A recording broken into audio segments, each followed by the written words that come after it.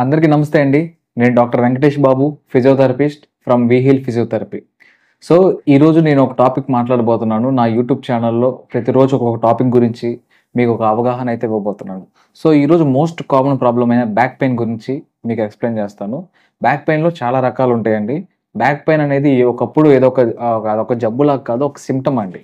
So, back pain అనేది most కామన్‌గా ఇప్పుడు ప్రతి ఒక్కళ్ళకి యంగ్ ఏజ్ నుంచి ఓల్డ్ ఏజ్ వరకు ప్రతి ఒక్కళ్ళకి వస్తుంది.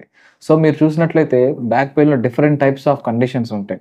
సో, అది స్పాండిలోసిస్ గానీ, స్పాండిలైటిస్ గానీ, లేదంటే ఏదన్నా డిస్క్ డీజనరేటివ్ చేంజెస్ రావడం వల్ల గానీ, డిస్క్ ప్రాబ్లమ్స్‌లో డిస్క్ హెర్నియేషన్ అంటారు, డిస్క్ బల్జ్ అంటారు, మోస్ట్ కామన్ సయాటికా అంటారు. సో, ఇలాంటివి మోస్ట్ కామన్‌గా రోజు రోజుకు పెరుగుతూనే ఉన్నాయి. సో, దానికి ట్రీట్మెంట్ అనేది కొంతమంది మెడిసిన్ ద్వారా ట్రీట్ చేసుకోగలుగుతారు. కొంతమంది ఇంజెక్షన్స్ ద్వారా ట్రీట్ చేసుకోగలుగుతారు. ఇంకొంతమంది సర్జరీలు కూడా వెళ్ళడానికి సిద్ధపడుతూ ఉంటారు. బట్ కొంతమంది నన్నడుగుతున్నారు, "సర్జరీలు మా వల్ల కాదండి. సర్జరీలు నాకు భయము." ఇలా అలాంటి వాళ్ళకు చేయగలిగే దానికి ఏదైనా ఆల్టర్‌నేట్ మార్గం ఉందా? సో, కొన్ని కేసెస్‌కైతే కొన్ని క్రానిక్ కేసులకైతే సర్జరీకి వెళ్ళాల్సిన కేసులు కొన్నుంటాయండి. అవి కాకుండా మిగతా కేసెస్ మనం కన్జర్వేటివ్‌గా మేనేజ్ చేయగలుగుతాం. సో, అసలు ఆ డిస్క్ ప్రాబ్లమ్ గురించి మీకు ఎక్స్‌ప్లెయిన్ చేస్తాను. డిస్క్ బల్జ్ అనేది ఎలా వస్తది? దానివల్ల ప్రాబ్లమ్ ఎలా ఉంటదో మీకు క్లియర్‌గా ఎక్స్‌ప్లెయిన్ చేస్తాను. సో, మీరు చూసినట్లయితే ఇది మొత్తం ఆహ్, వర్టిబ్రల్ కాలమ్ అంటారు. ఇవన్నీ స్పైన్ అండి. సో, మీకు కనపడేవి ఇవన్నీ వర్టిబ్రాస్. సో, ఈ మధ్యలో కనపడేవి డిస్క్స్ అన్నమాట. సో, మీరు దీన్నే పెద్దది చేసి చూస్తే ఇదనమాట. సో, ఈ 2 వర్టిబ్రాస్, ఇవి డిస్క్. డిస్క్ అనేది మనకొక అర్థమయ్యేలా చెప్పాలంటే అదొక జెల్లీ లాంటి సబ్స్టెన్స్. ఇప్పుడు మనం ఒక చిన్న బుడగ లాంటిది ఏదైనా ఇలా ఒత్తితే ఇలా బయటికి ఎలా బల్జ్ అవుతదో అలానే ఈ డిస్క్ మెటీరియల్. సో, ఇది దేనికి ఉపయోగపడుతుందంటే ఈ స్ట్రక్చర్ మొత్తం ఇలా ఉంటే మనకు ఫ్రీ మూవ్‌మెంట్ అంటే మూవ్‌మెంట్‌ని మనం నుంచున్నా గానీ, వంగినా గానీ, లెగిసినా గానీ ఇదంతా ఫ్రీ మూవ్‌మెంట్ అవ్వడానికి ఈ యొక్క స్ట్రక్చర్స్ అన్నీ మనకు ఉపయోగపడతాయి. సో, మీరు చూడొచ్చు ఇవి 2 వర్టిబ్రాస్, ఇది డిస్క్. ఈ పసుపు రంగులో కనపడేది నర్వ్స్ అండి. సో, నరాలన్నమాట. సో, ఇది ఎలా జరుగుతుంది? డిస్క్ బల్జ్ అనేది ఎందుకొస్తుంది? నడుము నొప్పి ఎందుకు ఎలా వస్తదో మీకు క్లియర్‌గా చెప్తాను. సో, మీరు ఈ వర్టిబ్రా చూస్తున్నట్టే ఇది పైన. సపోజ్ ఇది L4, L5 అనుకోండి. ఇది L4 వర్టిబ్రా అనుకోండి. ఇది L5 వర్టిబ్రా అనుకోండి. ఈ మధ్యలో ఉన్నది డిస్క్. సో, ఇది L4 వర్టిబ్రా. ఇది L5 వర్టిబ్రా. అంటే నా 2 చేతులు ఇలా కంపేర్ చేస్తున్నాను. సో, ఈ మధ్యలో గ్యాప్ ఉంటది. సో, నార్మల్‌గా ఏమవుతదంటే ఫ్రీగా మూవ్‌మెంట్ అవుతదనమాట ఇలా. సో, ఈ మధ్యలో డిస్క్ ఉన్నంత వరకు బానే ఉంటది. సో, మనం చేసే పనులు బట్టి గాని, చేసే మూవ్‌మెంట్లు గాని, లేదంటే ఏదన్నా ఫిజికల్ యాక్టివిటీ గాని, ఈ స్ట్రెస్ గాని ఏదైనా అవ్వచ్చు. బాడీ మీద ఆ స్పైన్ మీద ప్రెషర్ పడినప్పుడు ఏమవుతదంటే, ఈ 2 వర్టిబ్రా మీద ప్రెషర్ ఇలా పడడం వల్ల ఇలా ఉండాల్సింది కాదు. ఇలా జస్ట్ ప్రెషర్ క్రియేట్ అవుతుందిక్కడ. సో, ఇలా ఒత్తిడి పడడం వల్ల ఏం జరుగుతది? ఈ రెండిటి మధ్యలో డిస్క్ ఉందని చెప్పాను గదా! ఈ రెండిటి మధ్య ఈ డిస్క్ ఇలా ఒత్తిడి పడడం వల్ల ఈ డిస్క్ అనేది బయటికి ఇలా బల్జ్ అవుతది. సో, ఇలా బల్జ్ అవ్వడానికి చిన్నగా కొంచెం బయటికొస్తది. ఇందాక చెప్పాను గదా! జెల్లీ సబ్స్టెన్స్ అని. సో, అలా బల్జ్ అవ్వడం వల్ల బయటికి ఇలా బుడిపిలాగా చిన్నగా ఫార్మ్ అవుతది. మీరిక్కడ చూడొచ్చు ఇలాంటిది. సో, ఇలా బయటకొచ్చిద్ది. అది చిన్నగా ఒకేసారి ఒక రోజులోనో, 2 రోజుల్లోనో వచ్చేది కాదండి. అది చిన్నగా కొంచెం బయటకొస్తది. ఇలా బయటకొచ్చినంత వరకు మనకి పెద్దగా లైట్‌గా కొంచెం ఇబ్బంది చూపించొచ్చు. పెద్దగా ఇంపాక్ట్ అవ్వదు.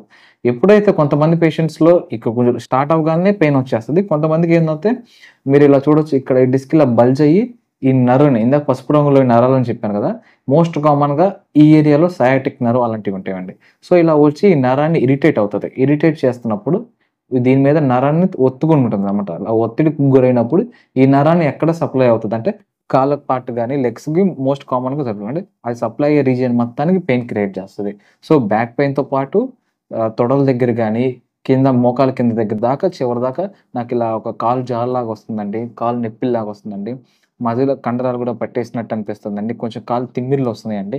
ఇలాంటివి చెప్తా ఉంటారన్నమాట. ఇవన్నీ సింప్టమ్స్. సో, ఈ డిస్క్ బల్జ్ అవ్వడం వల్ల ఇదంతా ప్రాబ్లమ్స్ వస్తుంటాయి. సో, ఇవి మోస్ట్ కామన్ అయిపోయిందండి. దీనికి ఏ ఏజ్ వల్ల వస్తదండి? పలానా ఏజ్ వాళ్ళకేనా ఉంటదంటే లేదండి. ప్రతి ఒక్క ఏజ్ వాళ్ళకి ఇప్పుడు కామన్ అయిపోతుంది. అది 20 ఏళ్ల నుంచి స్టార్ట్ అయ్యి 80 ఏళ్ల దాకా ఎవరికైనా రావచ్చు. సో, ఇది కామన్‌గా ఒకదానికొకటి రిపీట్ అవుతున్నాయి కాబట్టి నేను వీటికి ఏం మార్గం ఉంటది? దీనికి ఏం ఆల్టర్‌నేటివ్ ఉంటది?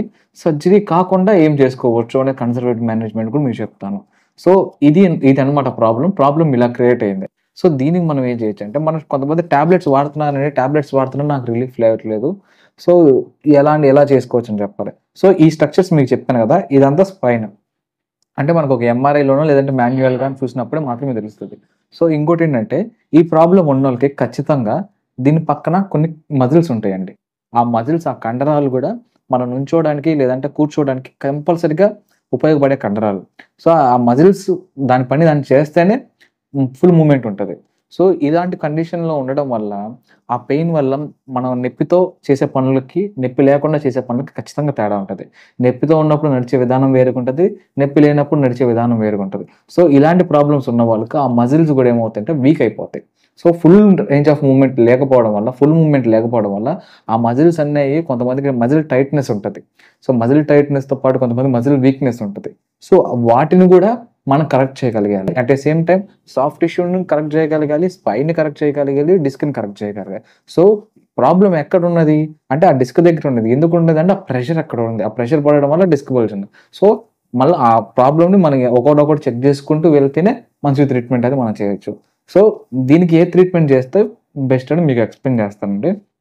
సో, మన దగ్గర వీహిల్ ఫిజియోథెరపీలో స్పైన్‌కి రిలేటెడ్‌కి చాలా ఎక్విప్‌మెంట్ అయితే మనం తీసుకొచ్చామనమాట. సో, మన గుంటూరులోనే బెస్ట్ అడ్వాన్స్‌డ్ ఎక్విప్‌మెంట్ అయితే మన దగ్గర ఉంది. సో, దీనికి ఏం చేస్తారు? మీకు ముందు చెప్పాను. ఈ 2 మీద ప్రెషర్ పడడం వల్ల డిస్క్ బల్జ్ అవుతుందని. సో, ఫస్ట్ ఇనీషియల్ స్టెప్ మనం ఏం చేస్తామంటే, ఆ మజిల్స్ ఏమైతే ఉన్నాయో సరౌండింగ్ మజిల్స్‌ని వాటినన్నిటిని రిలాక్సేషన్‌లో పెడతాం. సో, కొన్ని డేస్ రిలాక్సేషన్‌లో పెట్టి ఎట్ ఎ టైమ్ సైమల్టేనియస్‌గా ఈ యొక్క ప్రెషర్‌ని ఏదైతే ఒత్తిడి పడడం వల్ల డిస్క్ బల్జ్ అవుతదో, ఆ ఒత్తిడిని తగ్గించే కా కార్యక్రమాన్ని మనం స్టార్ట్ చేస్తాం. అంటే ఇప్పుడు మీ దగ్గర చూడొచ్చు ఈ ఎక్విప్‌మెంట్ ఏం చేస్తదంటే, ఈ ఎక్విప్‌మెంట్ ఈ రెండిటి మీద ప్రెషర్‌ని పడకుండా ఇలా ఫ్రీ చేస్తది. ఫ్రీ చేసి అవసరమైతే పక్కన మజిల్స్‌ని గూడా మొబిలైజ్ చేస్తది. ఆ ఏరియా ఒక L4 అయితే L5, L5 అయితే S1 మొత్తం రోబోటిక్‌గా మనం అక్కడ సెట్ చేసేస్తాం. సో, ఆ ఎక్విప్‌మెంట్‌లో సెట్ చేసినప్పుడు ఏందంటే ఆటోమేటిక్‌గా ఆ పొజిషన్ తీసుకొని సో, ఆటోమేటిక్‌గా థ్రెడింగ్ జరుగుతది. సో, నార్మల్ మెషిన్‌లో నార్మల్ ఫిజియోథెరపీలో కూడా ఈ పద్ధతి ఉంది కదా అని అనుకోవచ్చు. నార్మల్ ఫిజియోథెరపీలో ఏం జరుగుతదంటే ఇప్పుడు మీకు L4, L5 దగ్గర ప్రాబ్లమ్ ఉందనుకోండి. మీరు లంబార్‌లో 5 ఉంటాయి. L1 టు L5 మీకు L4, L5 దగ్గర ప్రాబ్లమ్ ఉంటే ఈ లంబార్ మొత్తం పెట్టాల్సిందే.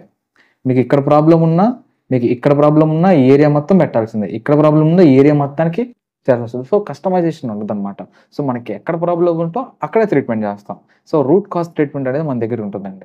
సో, దానికి చేసి అక్కడ ఉన్న ప్రెషర్‌ని రిలీజ్ చేసి మళ్ళీ డిస్క్‌ని దాని లోపలికి వెళ్ళడానికి మనం ఒక ఒక ఒక ఎన్విరాన్మెంట్ క్రియేట్ చేస్తాం.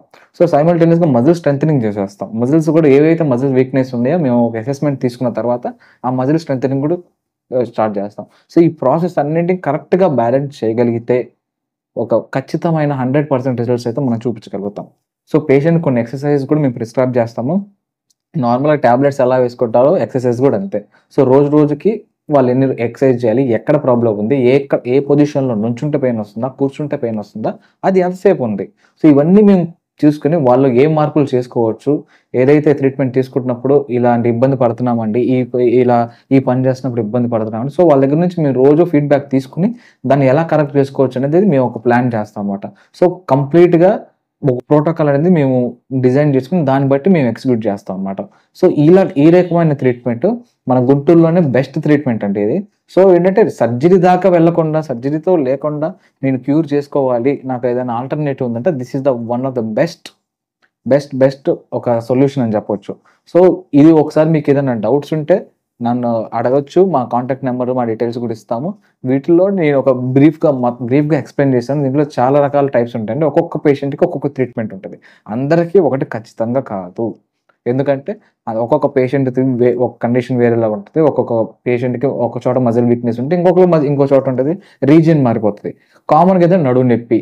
నాకు నడుము నొప్పి ఉంది, నీకు నడుము నొప్పి ఉంది. ఈ ఎక్సర్‌సైజ్‌లో యూట్యూబ్‌లో చూసాను ఇది చేసేసేయండి. ఆ ఎక్సర్‌సైజ్ చూసాను ఇది కాదండి. ఒక్కొక్కళ్ళకి మారిపోతది. మా దగ్గర కూడా స్పెషాలిటీ ఏంటంటే కస్టమైజ్డ్ ట్రీట్మెంట్. కస్టమైజేషన్ ఏ పేషెంట్‌కి ఏ ట్రీట్మెంట్ కావాలి, ఏ పేషెంట్‌కి ఆ ట్రీట్మెంట్ కావాలి.